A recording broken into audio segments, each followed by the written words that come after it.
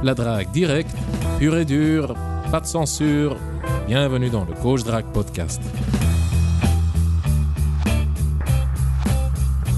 Chers auditeurs, ceci est la deuxième partie sur la formule pour créer tes phrases de drague adaptées à la fille et à la situation. Pour la première partie, je t'invite à écouter l'épisode précédent du Coach Drague Podcast.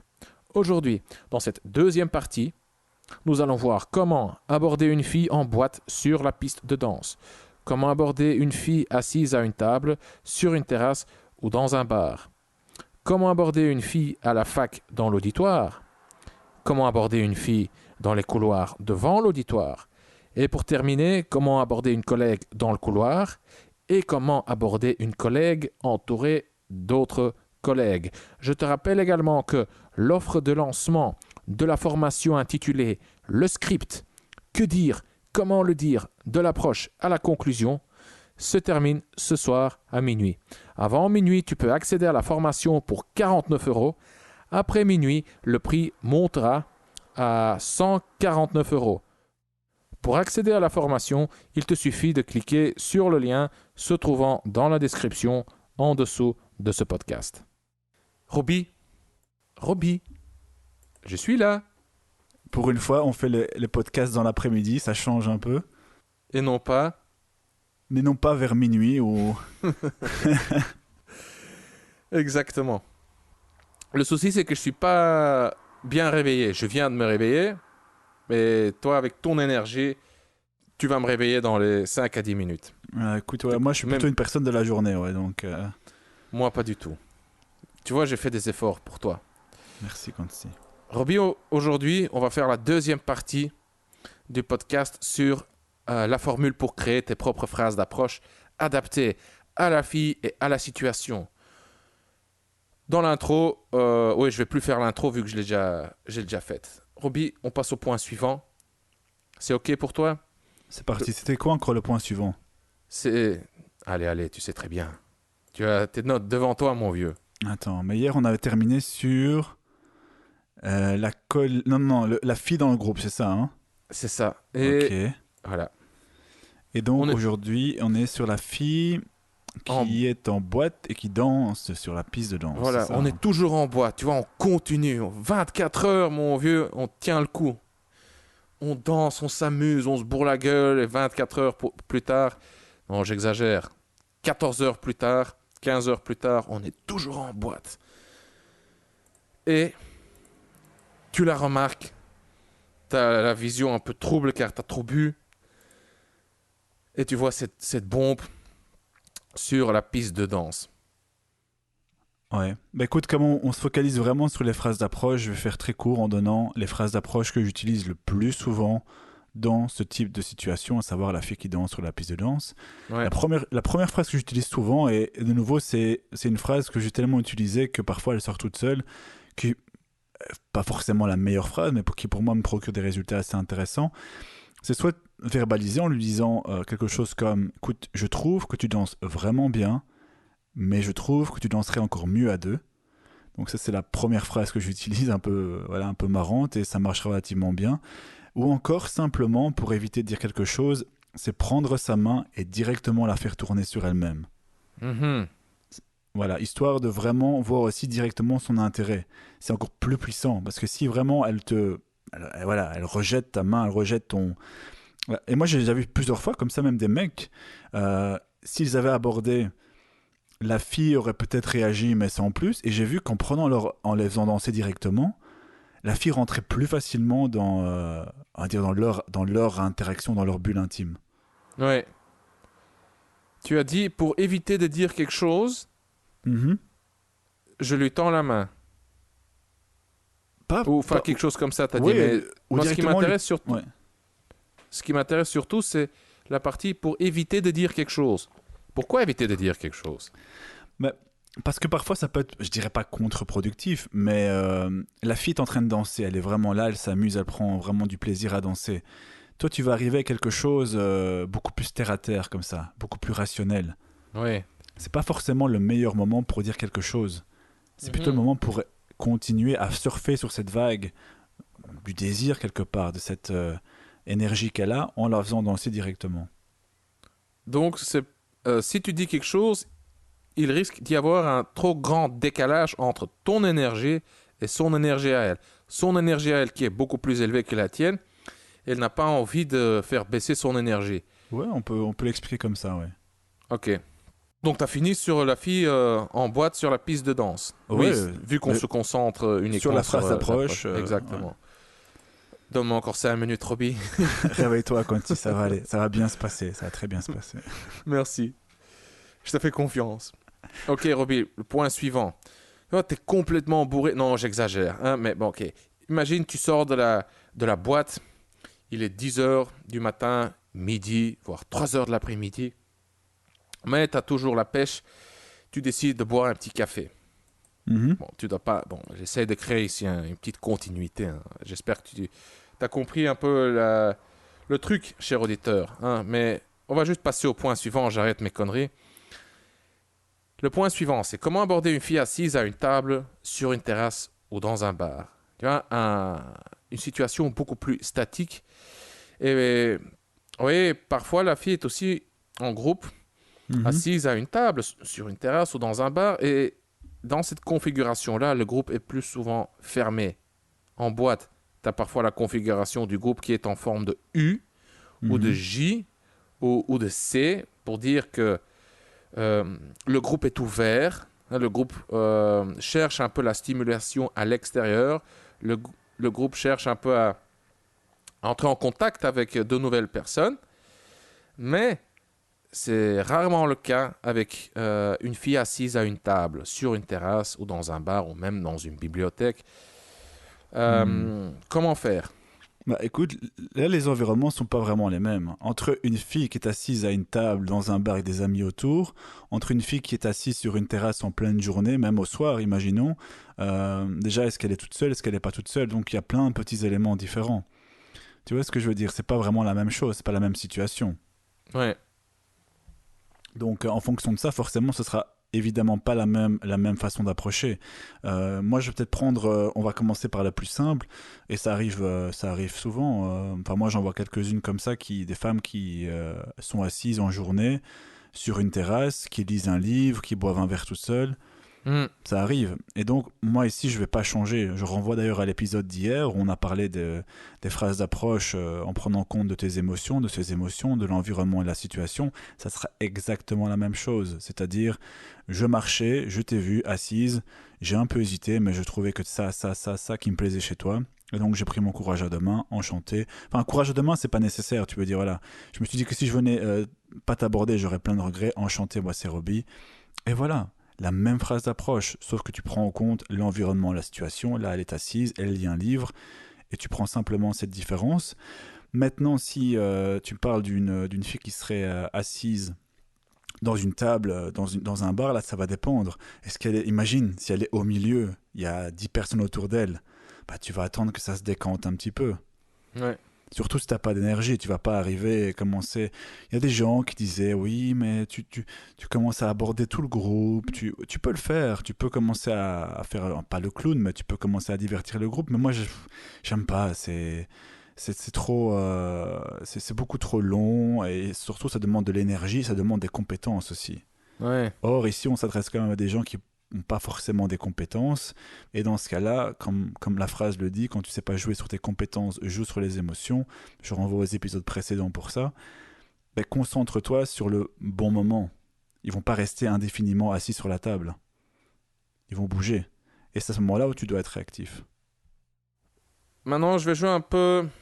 Je vais me mettre à la place du mec qui a besoin d'être assuré, qui a encore des excuses. T'as déjà entendu le fameux oui mais? Oui mais. Jamais, jamais. Ok, bah t'as de la chance. Oui mais Robbie. Bah alors tu vas l'entendre pour la première fois. Oui mais Robbie, qu'est-ce que je fais? Est-ce que je reste debout? Ou est-ce que je m'assieds à côté d'elle? Je fais comment pour l'aborder? Le non-verbal. Alors, si on part du principe que la fille se retrouve, en tout cas, il y a de l'espace autour d'elle pour Ouais. t'asseoir, ben oui, là, tu vas t'asseoir près d'elle. Sinon, si tu restes debout, j'ai déjà remarqué ça aussi, tu vas créer une sorte de distance. Elle est Hmm. assise, toi, tu restes debout. Il y a une genre de dissonance comme ça qui va se créer. directement tu t'assieds. Ça ne veut pas dire que tu vas rester. Et tu peux même lui montrer via le langage corporel que tu es juste là pour lui dire quelques mots. Et Ouais. puis, quelque part, elle va sentir que tu es prêt à rebondir aussi vite de l'autre côté. Mhm. Donc t'asseoir, oui, mais pas commencer à directement lui envahir son espace personnel. Je dirais simplement être voilà, entre les deux, prêt à bondir de l'autre côté, mais prêt aussi à rester si jamais tu sens que l'intérêt est réciproque. Donc oui, pour répondre à ta question de manière pragmatique, assieds-toi près d'elle, oui. Ouais, d'accord. Et là, tu dis ce que tu as à dire. Et puis, ouais, en fonction de sa réaction, tu restes ou tu te casses, quoi. Ouais, et ça peut être aussi une phrase contextuelle avec les mêmes éléments qu'on a vus. Ça peut être j'étais là avec des amis en train de danser, je t'ai vu, t'avais l'air de t'ennuyer comme pas possible. Je sais pas ce que tes amis t'ont fait, mais voilà, je trouvais que t'avais ça, ça, ça, ça, ça. Donc je me suis dit que si je venais pas t'aborder, j'aurais plein de regrets. Enchanté, moi c'est Robbie. Tu vois? Tu prends juste Ouais. de nouveau en compte la situation et ses émotions ici. Elle a l'air de se faire chier, elle s'ennuie. Et ça peut même faire un sujet de conversation. Oui, mais non, c'est pas ça, c'est juste que mes amis sont chiants. Il y en a un qui est bourré, il y en a un qui essaie de me draguer. Et puis hop, ça peut commencer là-dessus. Ok. Là, maintenant, on parle de la fille assise à une table dans un bar. Exact. Ok. Ok. Pour ce dernier cas de figure. Mais en journée, sur une terrasse, la fille qui est en train de boire son café est en train de lire un livre. Donc là, pareil, tu prends la chaise, tu t'assieds à côté d'elle, tu dis ce que tu as à dire avec un langage du corps qui communique je ne compte pas rester tant que j'ai pas eu le feu vert de ta part. Mhm. Tu dis voilà, tu lui dis ce que tu as à dire, donc tu utilises la phrase d'approche, tu utilises la formule, Mhm. et en fonction de sa réaction, bah, tu restes ou C'est ça, tu c'est te ça. casses. Tu peux pas prévoir elle va sauter de joie et sauter sur ton approche. Voilà, c'est comme ça. Mais en tout cas, tu lui montres aussi, voilà, tu comprends aussi la situation, que si elle est pas intéressée, tu voilà, t'as pas l'air. Et parfois, je le verbalise aussi, ça arrive. Je dis voilà, écoute, je suis venu, je vois que t'as pas l'air intéressé à l'idée de faire ma connaissance. Écoute, c'est pas grave, j'aurai quand même pas de regrets. Passe une bonne journée, au revoir. Ouais, C'est tout. ok, ok. C'est clair, merci. On passe au point suivant, Roby. On va aider nos chers amis les étudiants. Cher auditeur, t'es étudiant? Si oui, alors on a quelque chose pour toi. Roby, la fille à la fac. Oui. La fille à la fac dans l'auditoire. Comment faire? Bah écoute, moi j'ai passé 5 ans à l'UNIF, donc j'ai eu l'occasion assez souvent de faire ça. Et en fait, d'ailleurs, on a fait un produit là-dessus, hein, qui était le roi de la fac, avec plein de petites techniques sur comment draguer à l'université. Ouais, Mais c'est très simple, on en a parlé assez longuement, c'est que et on en verra aussi après avec l'histoire des collègues, donc dans l'environnement professionnel, c'est que ici les approches sont légitimées. Vous faites partie du même groupe. Vous faites ouais, partie tout à de la fait. même société, de la même culture. Ouais, Et donc, c'est très rare les filles qui vont te mettre un râteau parce que il n'y a pas de sens d'avoir un râteau dans ce genre d'environnement, donc c'est d'autant plus facile d'aborder.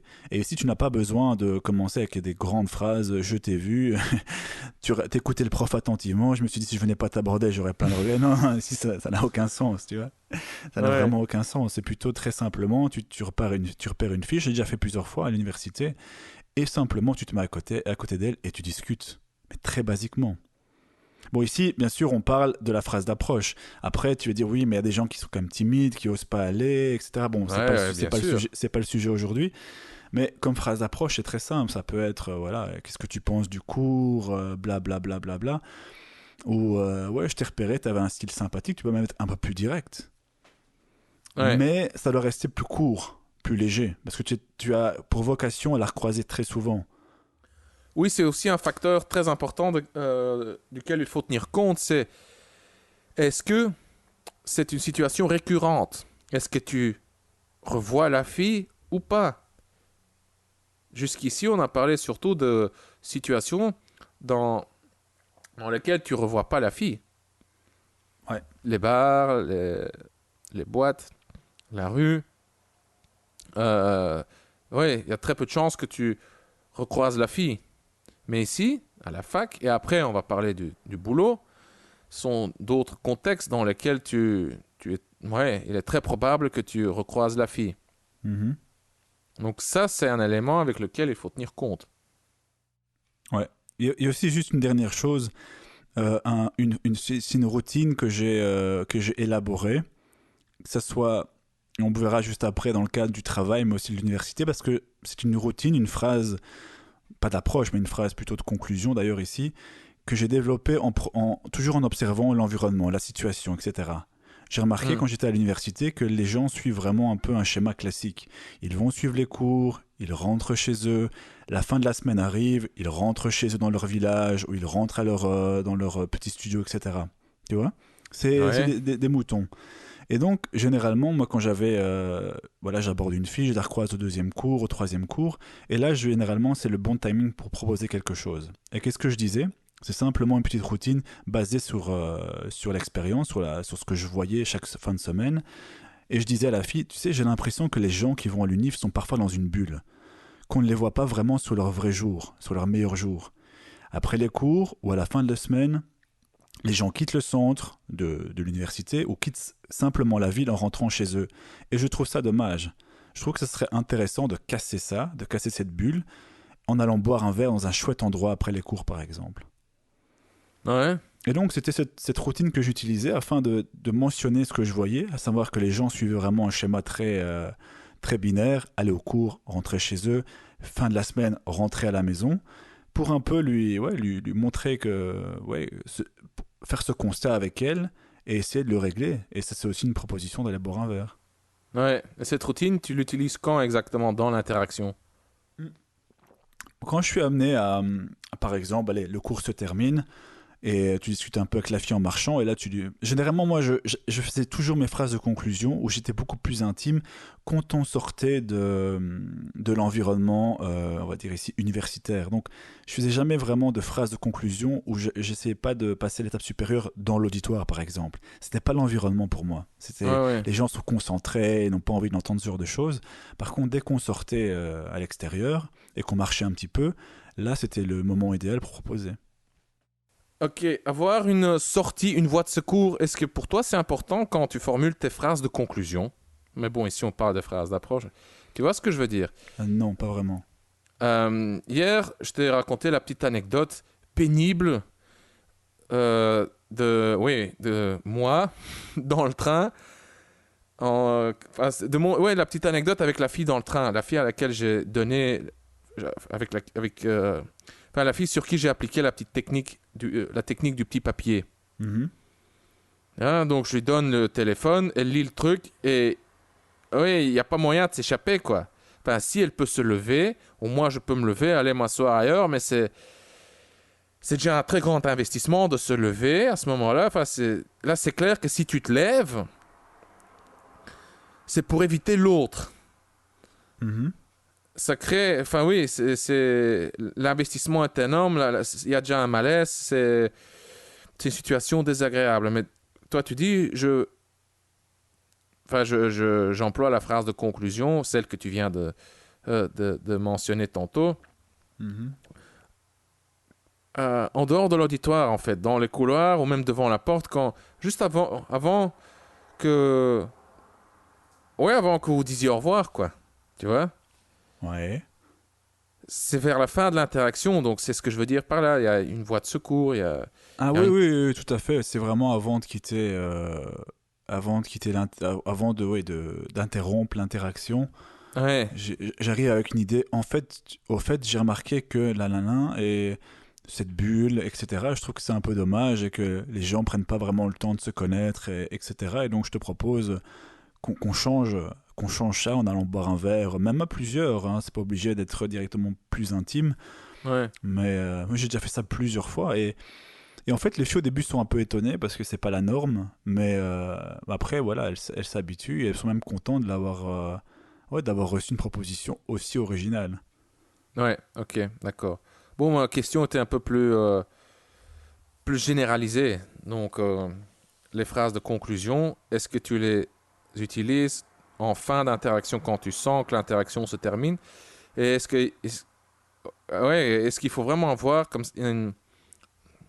au sens figuré, hein, une sortie pour pouvoir justement, pour être plus à l'aise, pour donner l'opportunité à la fille de partir si elle dit non. Parce que si vous êtes censés rester tous les deux dans le même environnement, par exemple, tu es dans le bus, tu viens de monter dans le bus est blindé, tu es juste à côté de la fille, pour une raison ou une autre, tu trouves le courage, tu vaincs la pression sociale, tu proposes d'échanger de numéro, et la fille n'a pas envie. Mais oui, vous êtes censé rester encore, je sais pas, 2 minutes, 3 minutes, 5 minutes, l'un à côté de l'autre. Ouais, tout à fait, mais c'est pour ça Si là, elle te dit non, je veux dire, ça fait bizarre, quoi. Bah oui, c'est pour ça qu'hier, dans l'épisode précédent, je disais que lorsque tu abordes, par exemple, dans tout ce qui est transport en commun, métro, tram, etc., que si tu devais choisir la solution d'aborder dans le transport en commun, parce que tu n'as pas la possibilité de descendre avec elle à son arrêt, on en a parlé hier, Ouais. et dans ce cas-là, fais-le quand tu es certain que tu vas partir dans 2-3 minutes. Ouais. Non seulement pour jouer sur le moment, le momentum, jouer sur les émotions qui Mais là aussi, tu dis 2-3 minutes, façon de parler, car 2-3 minutes, c'est long quand oui, même. Oui, hein. je dis façon de parler. Surtout quand tu te prends un râteau. Oui, ça peut être 2 minutes, ça peut être... Allez, je dis 2-3 minutes parce que je ne sais pas vraiment quantifier ça, mais ça peut durer moins longtemps, tout simple, bien entendu. Mais ça rejoint ce que tu dis, comme ça, que tu aies son numéro, qu'elle soit intéressée ou pas, bah, dans les deux situations, tu pars juste après. Donc ça enlève le poids à une éventuelle pression. Ouais. Ok. Merci, Ravi. C'est clair. Oui, la fille à la fac dans l'auditoire.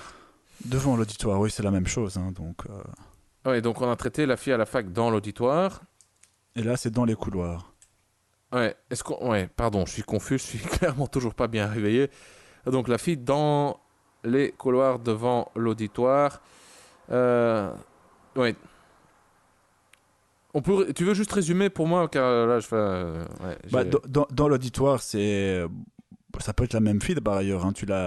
Elle peut être dans l'auditoire et là, tu peux t'asseoir près d'elle, comme je l'ai dit, avec des petites phrases basiques, entre guillemets. Ouais. Genre, on a vu, oui, qu'est-ce que tu penses du cours, hein, je t'ai remarqué, voilà. C'est un peu plus direct. Qu'est-ce que tu penses du cours, c'est clairement en direct. Mais comme tu as vocation à l'avoir plus souvent, ça peut faire l'affaire juste pour entrer en contact. Mais tu peux également être, j'ai remarqué ça ou ça, j'avais l'impression que tu étais étrangère avec ce petit style, etc. Donc un peu plus direct. Ouais. Mais comme tu as vocation à l'avoir plus souvent, c'est mieux de commencer avec des petits pas. Parce que ça sert à rien de te cramer avec une longue phrase ou une phrase trop directe, c'est pas maintenant ou jamais. Donc ça c'est la première chose. Et la deuxième chose, c'est que imaginons la même fille mais tu la croises devant l'auditoire, bah, ça peut être exactement la même chose. Ou alors par exemple, je sais pas, tu étais même auditoire que nous, où je t'ai pas encore vu, ou alors je t'ai déjà vu plusieurs fois, je suppose que toi aussi t'es nouvelle, ou truc à la con comme ça, mais ça marche très bien parce que justement les gens même sont à la recherche d'attention. Ils sont à la recherche de contact, de validation. Ils viennent d'arriver aussi à l'université, etc. Donc, ou alors ils sont nouveaux et ils sont très contents quand des gens viennent s'intéresser à eux. Donc c'est largement légitimé et ça évite forcément des réactions négatives. Ouais, ok, parfait, c'est clair. Good. Roby, maintenant on va parler de comment aborder une collègue au boulot. Mm-hmm. On va commencer par la collègue dans le couloir. Ok. Je t'écoute. Écoute, moi, la remarque préliminaire que je fais, c'est... Bon, déjà, moi, j'ai pas beaucoup d'expérience dans ce domaine-là, parce que j'ai très peu travaillé en entreprise, tout simplement. J'ai très peu travaillé avec des collègues, et en fait, une seule fois, quand j'étais à l'étranger, en Pologne. Et en fait, déjà, premièrement, parce que moi, j'aime pas draguer au boulot. Pourquoi t'aimes pas? Je sais pas, j'aime juste pas. Le simple idée... Tout le monde n'est pas aussi ouvert que toi, tout le monde n'est pas aussi décontracté que toi. Moi je m'en fous. Je peux baiser une collègue et le lendemain, voilà, je m'en fous. Mais les gens ne réagissent pas de la même façon. Les femmes aussi. Vrai. Donc, déjà, moi, j'aime pas trop m'encombrer de réactions approximatives, enfin, pas approximatives, mais plutôt imprévisibles du côté féminin. On sait jamais la réputation ou alors les trucs qui vont arriver. Moi, j'aime pas. Tout simplement, ça, c'est déjà la première chose. Et puis, généralement, quand tu as assez d'opportunités, quand tu dragues en rue, en bar, sur Internet... Sauf si vraiment tu as repéré une fille en particulier et que tu as vraiment une connexion, et là je peux peut-être comprendre, mais dans les autres cas, tu as largement assez dans d'autres environnements que pour te focaliser sur des collègues au bureau. C'est la première chose. Mais désolé de te couper, hein, mais c'est un point vraiment crucial. Tu parles ici des options. Et c'est entre autres pour ça que tu préfères ne pas draguer au boulot. Car, oui, c'est un environnement à haut risque quand même. Hein, il peut y avoir... Les conséquences peuvent être quand même assez importantes. Surtout si ça foire, même si ça marche. Mais tôt ou tard, ça va quand même se terminer. Il est très probable que ça se termine. Tu séduis ta collègue, il y a un petit truc qui se passe, hein, vous avez une petite aventure, ou deux, trois, il y a même, je sais pas, une relation qui se développe. Ça aura quand même un impact sur ton travail, quoi. Sur la qualité de ton travail, tu auras le focus divisé.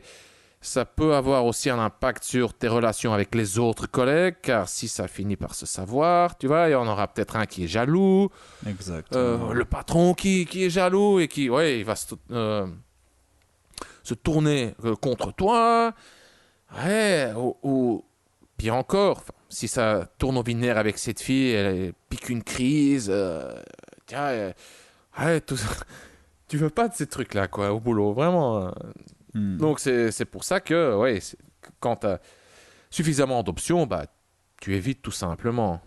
Il y a des meilleurs contextes dans lesquels t'investir, quoi. Mais Robbie, faut juste voir la réalité en face. Pour beaucoup de mecs, c'est le seul environnement dans lequel ils rencontrent des femmes. Oui, je comprends parfaitement. Et c'est pour ça que je dis, voilà, si tu as quand même envie de prendre le risque, entre guillemets, bah, libre à toi, bien entendu. Hein. Mais dans ce cas-là, écoute, il n'y a pas 36 000 solutions. Il faut aussi je fais un peu le parallèle avec ce qu'on a vu à l'université. Tu n'as pas besoin de te lancer dans des grandes déclarations ni dans des grandes phrases, parce que tu as pour vocation à la croiser très souvent, voire tous les jours. Dans ce cas-là, il faut aller petit pas par petit pas. Pour te présenter. Moi, où je travaillais, il y avait des petites cantines comme ça, tu vois, donc il y avait des étages, et il y avait même parfois 2 cantines différentes sur un même étage, et forcément, tu croises les gens, donc c'est très facile. Et de nouveau, comme l'université, c'est légitimé, donc tu peux rentrer en contact très facilement avec ces gens-là. Ouais. Par contre, moi, le conseil que je donne, et d'ailleurs, moi, j'ai fait l'expérience, que je dis, j'aime pas draguer au boulot, mais qu'est-ce que j'ai fait quand même quand j'ai travaillé? J'ai baisé une de mes collègues. Donc, mais ce qui était assez marrant, et c'est là où je veux en venir à la conclusion, c'est que la collègue que j'ai eue lorsque j'ai travaillé quelques mois là-bas en Pologne, dans le monde de l'entreprise, je parlais très peu avec cette fille. C'est-à-dire, on s'est présenté, on a parlé, on a échangé autour d'un café, mais sans plus. Et c'est seulement lors d'une soirée entre collègues, lors d'un verre entre collègues, où là j'ai augmenté, comme si je me comportais avec une autre fille simplement, comme si j'étais dans un autre environnement. Et en fait, lors de la première sortie, et une des seules sorties qu'on a faites ensemble, bah, ça s'est terminé au lit, tout simplement. Mais je l'avais très peu dragué, entre guillemets, au boulot, parce que de nouveau, moi je n'aime pas. Et puis je pense que comme à l'université, les gens quand ils sont au boulot, ils sont dans un état d'esprit bien particulier. Mais une fois que tu passes la porte, là c'est comme si les gens étaient beaucoup plus relax, beaucoup plus à même d'être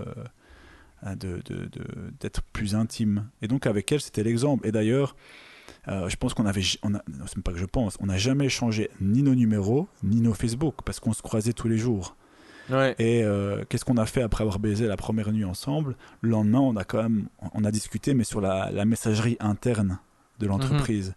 Tout ça pour dire que ça provoque. Donc, tu as la collègue, tu as vocation à la voir tous les jours.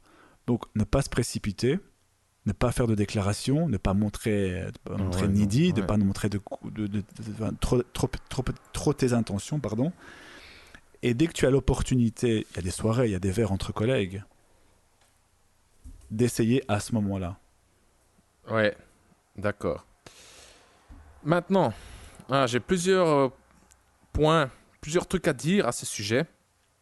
Tout d'abord, dans ton cas, j'ai l'impression que ton aventure avec ton collègue, elle ressemble plus... Ma collègue, s'il te plaît. Qu'est-ce que j'ai dit? Ton collègue.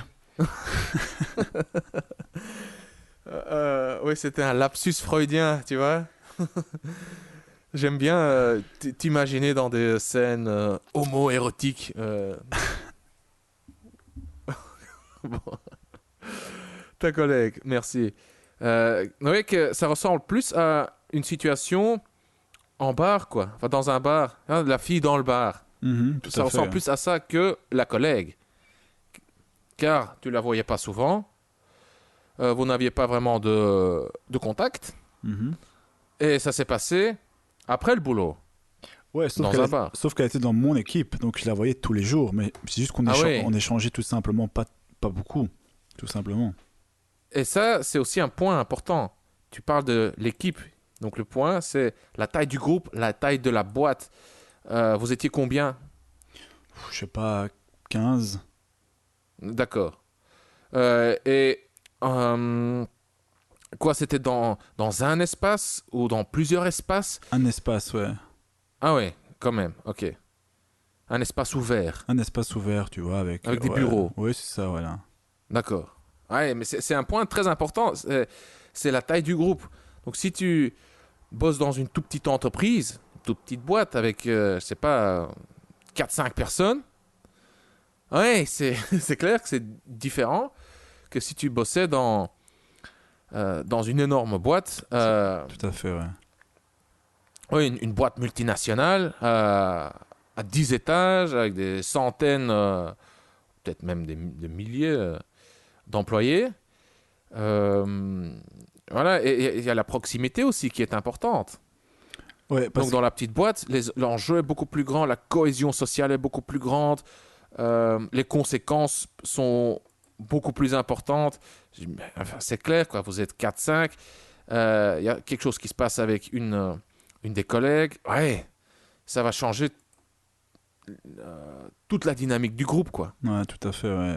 Tout à fait. Ah oui, il y a le personnel et le professionnel qui vont s'entremêler. Enfin, je dis pas que ça peut pas marcher, mais si ça tourne au vinaigre, mon vieux, enfin, c'est la boîte qui va en souffrir, quoi. Hmm. Ça me fait penser, voilà, un petit exemple. Il y a une copine qui va souvent dans un bar et le bar, voilà, enfin, le bar est enfin, c'est le bar d'un couple, un homme et une femme. Et le mec a une aventure avec une des serveuses. Ah bah oui, tu peux t'imaginer la suite. La femme a pété un câble, il voulait rompre, fermer le bar, enfin, tu vois. Mais c'est un bar qui marche super bien, quoi. Hmm. Par contre, tu travailles, je sais pas, pour Microsoft ou enfin, n'importe quoi, tu vois, une grande boîte. Tu travailles au premier étage, dans, je sais pas, à la compta, et bon, t'as une petite aventure avec une fille au quatrième étage, ouais, qui fait le marketing ou quoi. Ouais, écoute, s'il y a un truc qui se passe, ça n'aura pas un si grand impact, enfin, ça n'aura même pas d'impact probablement sur la continuité des opérations. La boîte va pas en souffrir. Ah, ouais, tu risques de ne plus la revoir, quoi. Tu vois, vous allez vous éviter dans les couloirs, machin. Donc, ça, c'est le premier point, la taille du groupe. Deuxième point que j'ai noté, nous en avons déjà parlé, c'est l'environnement. Est-ce que c'est un environnement récurrent ou est-ce que c'est un environnement non récurrent? La fac, le boulot, c'est un environnement récurrent. Tu es censé revoir la fille, quoi. Dans la rue, dans un bar, dans une boîte. Ouais, il est peu probable que tu la recroises. Sauf si, voilà, tu y vas régulièrement, tu vas la recroiser. Mais, euh, et donc, si c'est un environnement récurrent, il y a plus de conformisme. La pression sociale est plus grande à t'adapter à la situation, à te conformer. Et là encore, je te répète, en fait, je répète ce que tu dis. Dans un environnement récurrent, tu peux simplifier tes phrases de drague. Hmm. Coucou, ça va? Dis, ouais, on est collègues. Enfin, je me suis dit que je devais enfin venir te dire bonjour. Je te vois marcher ici souvent dans les couloirs et je me suis demandé. Enfin, tu dois même pas te dire tout ça, mais coucou, ça va? Ah, tu travailles ici depuis combien de temps? Enfin, c'est déjà suffisant. Elle va bien réagir. Elle va bien réagir justement parce que vous faites partie du même groupe. Si elle réagit mal, si elle te flanque un râteau, enfin, ce qui est très peu probable, tu vois, tu dis coucou, ça va, tu t'appelles comment? Oui, c'est clair que enfin, c'est peu probable que ça marche dans la rue. Okay? La fille va te regarder bizarrement, genre, c'est qui ce mec? Mais au boulot, ça va marcher. Au boulot, elle va pas te flanquer un râteau, car ça serait socialement inadapté. Hein, car vous faites partie du même groupe. Maintenant, il faut faire attention au boulot. au sexual overperception bias. J'en parle souvent dans mes podcasts. C'est un biais cognitif, une erreur de jugement, une erreur de perception. Le sexual overperception bias, c'est quoi? C'est le fait d'interpréter fautivement les signes de politesse et de gentillesse d'une fille comme des signes d'intérêt. Ah, elle me sourit. Ah, elle me répond gentiment. Ah, elle vient me demander des trucs à moi. Bah oui, peut-être que voilà, ça veut rien dire au boulot, tu vois. Justement parce qu'au boulot, elle est supposée collaborer. Oui, elle va pas être. Enfin voilà quoi, au boulot, elle est polie, elle s'adapte, elle se conforme. Ce ne sont pas nécessairement des signes d'intérêt. Hein? Donc, chers auditeurs, attention à ça. Donc, attention au sexual overperception bias. Maintenant, le point suivant, c'est ta position dans le groupe. Dans une entreprise, tu as deux sortes d'hiérarchie. Tu as l'hiérarchie formelle et tu as l'hiérarchie informelle. L'hiérarchie formelle, ce sont les positions officielles. Hein, tu as le patron, tu as le management avec les différents niveaux. Je crois qu'en anglais, on appelle ça the span of control ou bien the chain of command. Je ne sais plus. Bon, bref. Ce sont des termes venant de la littérature du management. Mais d'autre part, tu as aussi l'hiérarchie informelle. Et les deux ne sont pas toujours les mêmes. Hein, le patron, ça peut être un mec bizarre, vieux, moche, détesté par tout le monde, car il est trop bizarre, il abuse de son pouvoir. Tu vois un peu le genre Mr. Burns, tu vois. Le mec chauve, décalé, un peu vicieux comme ça, socialement pas très habile, un peu amer. Oui, c'est clair que ce mec-là, ok, ça sera pas le mec le plus populaire, quoi. Tu vois. L'hiérarchie informelle, c'est tout ce qui est, oui, c'est très personnel. C'est une question de popularité, de fluidité, c'est une autre hiérarchie, tu vois. Donc, dans l'hiérarchie informelle, la bombe a une valeur beaucoup plus importante. Tu vois, elle a une place beaucoup plus importante. Où le mec, on va appeler ça, ouais, le beau gosse fluide, populaire, bah, il a une position beaucoup plus élevée dans l'hiérarchie informelle que dans l'hiérarchie formelle. Et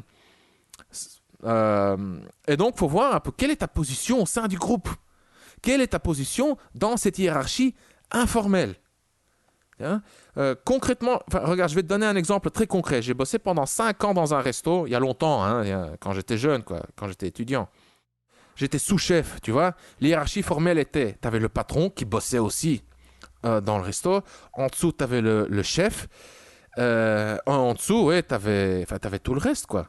Tu avais le maître d'hôtel, etc. Moi, j'étais vraiment qu'au milieu, ou même plutôt en bas, dans l'hiérarchie formelle. Mais dans l'hiérarchie informelle, j'étais le mec le plus décoincé. Oui, je flirtais avec les gonzesses, je faisais des blagues avec les mecs, on s'amusait. Enfin, j'étais... Oui, on peut dire que j'étais assez alpha, tu vois. Et... Oui, j'ai roulé des pelles à quasiment toutes les filles. Et j'ai couché avec plusieurs filles au boulot. Le patron savait tout ça. D'une part, il m'adorait, car voilà, j'étais juste un mec... Ouais, avec lui, j'étais cool, quoi. On s'entendait bien, mais d'autre part, il était aussi jaloux quand même, tu vois. Il n'aimait pas, il détestait. Il courait aussi après quelques filles, et oui, pour lui, ça marchait pas. Donc voilà, ça c'est... c'est un truc de... Oui, il faut tenir compte de ça, hein, ta position dans le groupe. C'est mieux de monter dans l'hiérarchie informelle que d'essayer de draguer directement au boulot, quoi. Non, je formule autrement. Si tu te concentres sur ta position dans le groupe, tu vas avoir plus de succès auprès des filles que si voilà, tu fais que draguer aveuglement au boulot. Car tu risques, si tu es un peu un... Tu connais le mec qui se fait passer pour un dragueur, tu vois, mais qui n'en est pas un, tu vois. Bah lui, s'il drague au boulot, bah il perd des points. Il perd des points et il va se retrouver tout en bas, en fait, dans l'hiérarchie informelle. Et c'est contre-productif avec les gonzesses, tout simplement. Est-ce que j'étais clair, Roby? Un peu trop. Un peu trop? Oui, c'était trop très long. bien, Ouais. très bien, très bien. Non, très complet. Moi, je voulais juste rajouter quelque chose, simplement, par rapport à tout ça, pour revenir un peu à ce que j'ai dit juste avant. C'est parce qu'il y a un autre exemple qui m'est venu à l'esprit quand on discutait de tout ça. C'est que quand tu travailles dans les plus grandes entreprises, etc., moi, j'ai tendance alors à aborder en dehors. Voilà, par exemple, j'ai un exemple qui me vient en tête. Quand j'étais en entreprise à l'étranger, j'allais faire parfois des courses à midi ou faire simplement une petite marche durant le temps de midi. Et je croisais des collègues, ou en tout cas des supposés collègues, d'ailleurs pour certains, je n'avais jamais vu avant. Et je les abordais en direct, près du magasin, des choses comme ça. Donc, tu es beaucoup plus à l'aise et tu as beaucoup plus une liberté de mouvement quand tu es en dehors des locaux, simplement. Ouais. Donc, en abordant en dehors, tu as beaucoup plus de liberté que si tu devais aborder... et puis, c'est beaucoup plus direct aussi. Parce que, comme je l'ai dit, aborder de manière directe dans les couloirs, c'est très bizarre. Tu vas pas faire ça. Je t'ai vu, tu me plaisais alors que la fille de travail est entre deux tâches. C'est pas bien. Allez, je veux dire, c'est nul. Et c'est pas du tout adapté. Par contre, Ouais. dès qu'elle sort, dès qu'elle fait une pause... l'aborder en direct, non seulement tu vas directement aller à l'essentiel, et en plus ça semblera beaucoup plus légitime dans cet environnement que si tu le faisais à l'intérieur. Voilà, Ouais, ouais. simplement Et ça. ça fait aussi une preuve d'intelligence sociale. Que voilà, tu comprends l'enjeu, les conséquences, t'as pas envie d'agir contre les règles, quoi. Tout à fait. Les règles implicites du boulot. Hein. Tu veux pas instaurer de malaise et tout, tu comprends la situation. Donc, ouais. Et Roby, j'aimerais parler d'un dernier point. Donc, on parle toujours des collègues. Hein. C'est toi et l'environnement. Maintenant, quand je dis toi, hein, pas toi spécifiquement, Roby, mais toi, cher auditeur, l'individu dans son environnement. Oui, qu'est-ce qui influence? Toi, tu as l'environnement. Est-ce que toi, tu essayes plus de changer l'environnement ou est-ce que tu t'adaptes plus à l'environnement? Autrement dit, l'influence va dans quel sens? Est-ce que l'environnement t'influence toi ou est-ce que toi, tu essaies plus d'influencer, de changer l'environnement? Ça joue aussi un rôle. Comment dire? Ça se traduit dans ton comportement. Mm-hmm. Ok. Ouais. Je vais reprendre le même exemple. Moi, quand je bossais dans le resto, on peut dire que moi, j'étais plus du genre à changer mon environnement. Je m'impose, tu vois. Ah, l'environnement ne me plaît pas, je vais essayer de le modifier, tu vois. Je me laissais pas influencer tant que ça par l'environnement. Et donc, moi, au boulot, en plus dans un petit groupe, tu vois, on était genre, je sais pas, 10-15 à travailler dans le resto, pas tous en même temps. En même temps, on était toujours, 5, 6, 7, 8 en fonction des besoins. Hein.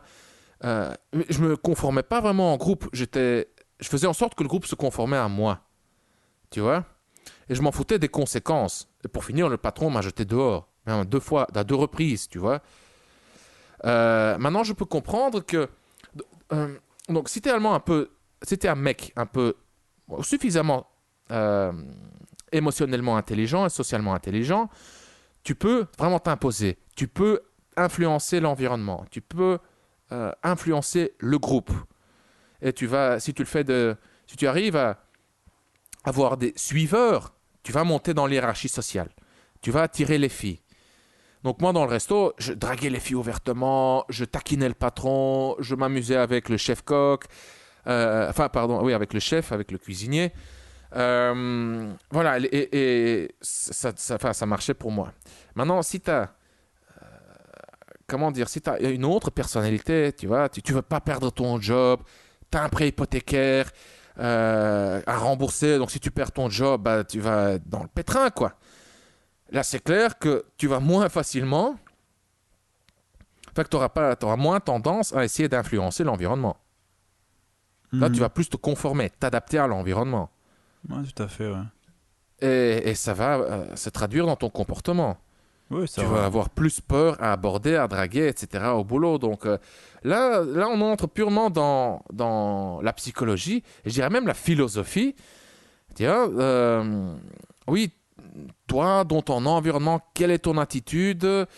Comment tu perçois ton environnement? Est-ce que tu te rends compte que tu as toujours le dernier mot, c'est-à-dire tu as toujours le choix de comment réagir dans telle ou telle situation?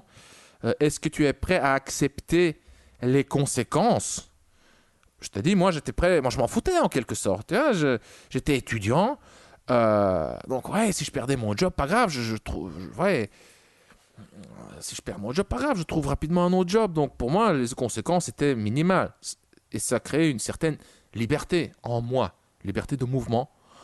Mais bon, je crois que là, je ne sais pas si ça t'intéresse, cher auditeur, mais tu vois où je veux en venir, Roby. Ouais, tout à fait. Mais ça, c'est vrai, ouais, c'est beaucoup plus déjà poussé. Et ça mériterait aussi un podcast. Ouais. Donc voilà. Seul. Bon. On va rester pragmatique. On va pas entrer dans la psychologie, voire la philosophie. Ouais, je pense qu'on a tout traité. Ouais, je pense Qu'est-ce que tu penses? on a fait le tour des différentes situations. Hein. Ouais. Hein. Bon, on va terminer en parlant du script. Roby, aujourd'hui, c'est le dernier jour. Voilà, ouais, c'est le dernier jour du lancement. Voilà. Donc, cher auditeur, Roby vient de créer une nouvelle formation intitulée Le Script. Dans le script, tu apprendras quoi dire, comment le dire, de l'approche à la conclusion. Comme son nom l'indique, le script est un ensemble de scripts, de routines, de phrases de drague et de techniques de drague toutes faites pour aborder la fille, pour passer de la phrase d'approche à... pour transiter de la phase d'approche à une conversation plus légère, enjouée, pour déclencher la conversation, quoi. Une conversation légère, enjouée et légèrement sexuellement chargée. Dans le script, tu apprendras comment prendre le numéro, comment proposer le rendez-vous, comment fixer le rendez-vous, comment obtenir des rendez-vous instantanés, que faire lors du rendez-vous pour passer justement du rendez-vous à l'intimité, tout ça avec, encore une fois, des scripts, des routines, etc. Le script contient plusieurs modules, il contient 7 modules. Donc, il y a un script sur l'état d'esprit, les principes fondamentaux, bien entendu, la préparation qui est cruciale.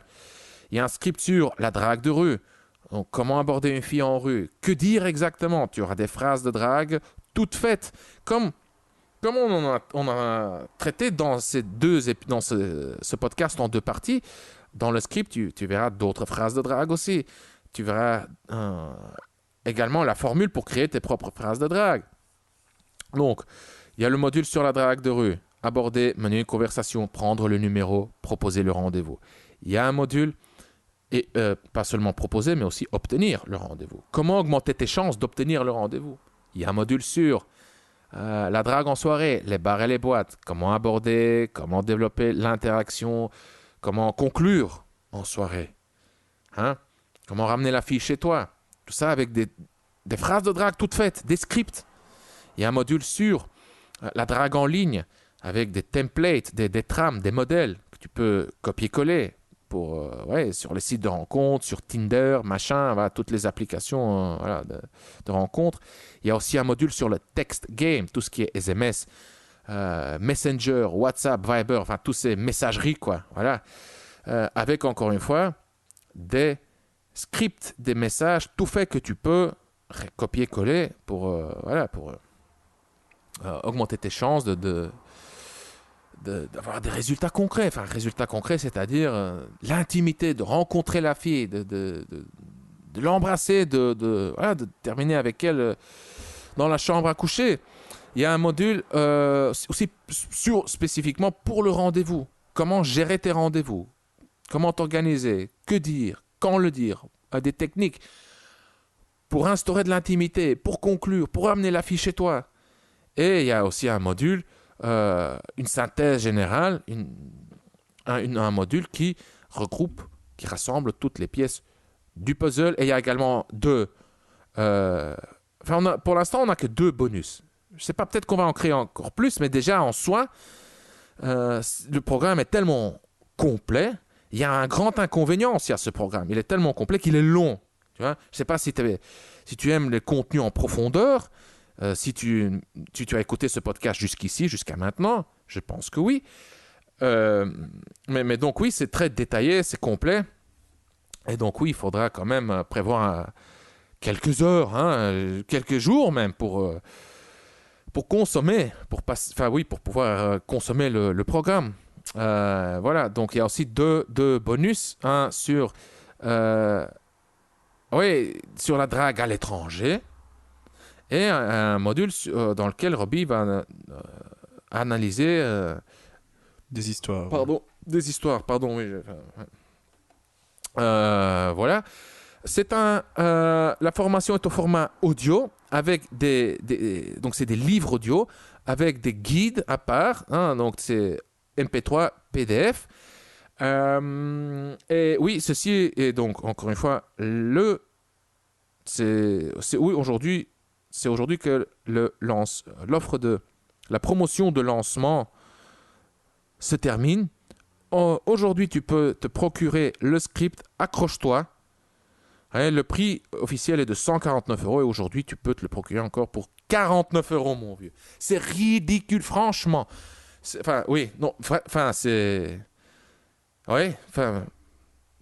Quelque part, tu vois, Robbie, j'ai des regrets d'avoir mis le prix si bas. Vraiment, plus le temps passe, plus je me dis, on aurait pu demander quand même plus. Mais voilà quoi, 49 €, réduction de 100 €. Tu payes que 33% du prix officiel. C'est... Voilà quoi. Vas-y maintenant, cher auditeur. C'est maintenant ou jamais. En plus, tu reçois une garantie satisfait remboursée de 60 jours. Que dire de plus? Si tu es intéressé par le script, clique sur le lien dans la description. Tu trouveras le lien dans la description sur le site du Cours Drag Podcast. Sur SoundCloud, YouTube, mais aussi dans l'application que tu utilises pour écouter le podcast. Donc, voilà. Et si tu n'es pas intéressé, pas de souci. Tu continues à écouter les podcasts, à lire les articles, etc. Voilà. J'ai fini, Robbie. Est-ce que j'ai oublié quelque chose? Très complet. Non, écoute, moi je serais juste ravi vraiment d'avoir des gens qui participent à la formation parce que je pense vraiment, comme tu as dit, c'est très très complet. Et tu l'as mentionné, c'est très long, mais c'est différents modules. Et c'est très long, mais c'est parce que c'est très détaillé, mais c'est quand même très focalisé, pratique, pragmatique. C'est-à-dire que moi, ce que je propose, c'est que les gens, par exemple, prennent le module sur la rue, qui dure, je pense, 1h45 ou 1h30, je ne sais plus, et directement après, ils peuvent déjà mettre en pratique tout ce qu'ils ont appris. Et ensuite, passer au module précédent. Comme ça, ils peuvent déjà avoir des résultats instantanés en mettant en pratique les différents modules. Donc oui, c'est long. Mais c'est certain, Robbie. Écoute, moi... Il n'y a pas d'obligation de tout écouter d'un coup, quoi. Oui, tout à fait. Moi, quand j'ai écouté le module sur la drague de rue, je ne veux pas me jeter des fleurs ou quoi, mais je suis un vieux dragueur, je suis un vieux. Ça fait c'est des décennies que je suis dans le game. Avec des hauts et des bas, bien sûr, des périodes d'inactivité, machin, pour une raison ou une autre, mais... mon vieux, j'en ai appris des trucs sérieux, c'est des petits détails comme ça, c'est blindé de pépites, tu vois. Et tu dis c'est long, mais je te dis quand c'est long, ton script est scripté, donc c'est fluide, cher auditeur, c'est long, c'est pas moi, c'est Robbie. Donc c'est pas moi qui trouve pas mes mots, qui fait qui recommence mes phrases, qui tourne autour du pot, mais c'est Robbie quoi, Voilà, bref. J'arrête de... Ouais, on a assez vendu le truc, quoi. C'est bon, maintenant, on devient needy, tu vois. Robbie, écoute, je te propose qu'on en reste là. Qu'est-ce que tu dis? Oui, tout à fait. On fera un autre podcast sur un sujet aussi intéressant bientôt. Ouais, c'est ça. Et maintenant, on va aussi baisser un peu la fréquence, car moi, je suis claqué, mon vieux. C'est quoi, 10 jours, 4... Enfin, je sais pas combien de podcasts on a fait ensemble. Voilà. En fait, j'en ai marre de voir ta gueule sur mon écran, c'est ça. On devrait arrêter les webcams en même temps. Ouais, ça sonne assez ambigu, les webcams. Oui, on devrait arrêter les webcams, toi et moi, Robin. Oui, donc moi, je te propose qu'on baisse la fréquence de 1 à 2 fois par semaine, qu'on fasse des podcasts, toi et moi. Des bons podcasts, des bons contenus, vieux. Du bon contenu, du long contenu, comme ça, on traite les sujets en profondeur. Voilà, donc chers auditeurs, on va baisser la fréquence, Robbie et moi, on va faire des podcasts ensemble, 1 à 2 fois par semaine. On va se mettre d'accord maintenant, toi et moi, Robbie, après ce podcast. Et moi, je continue avec mon challenge, cher auditeur. Le challenge de 100 podcasts en 100 jours.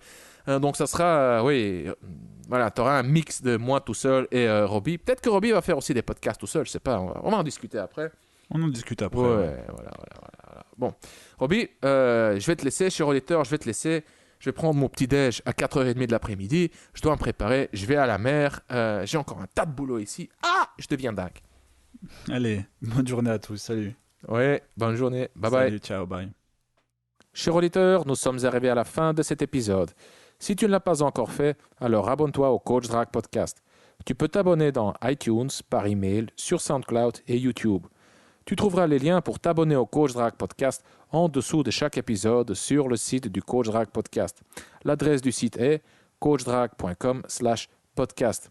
Et si tu as aimé cet épisode du Coach Drag Podcast, ou si tu aimes le Coach Drag Podcast en général, et si tu souhaites me remercier ou me donner un coup de pouce, voici ce que tu peux faire. Tu peux partager cet épisode sur les réseaux sociaux ou tu peux me laisser une évaluation de 5 étoiles sur iTunes. Ça ne prend que 30 secondes. Si tu ne sais pas comment laisser une évaluation sur iTunes, alors je t'invite à consulter les instructions en images étape par étape en dessous de ce podcast sur le site du Coach Drag Podcast. Ton évaluation est cruciale car elle m'encourage, elle me motive, elle m'inspire, mais avant tout, avec ton évaluation, tu aides les mecs comme toi et moi, à découvrir le podcast plus facilement. Je suis Consti de coachdrag.com. Merci d'avoir écouté le Coach Drag Podcast. On se voit dans le prochain épisode.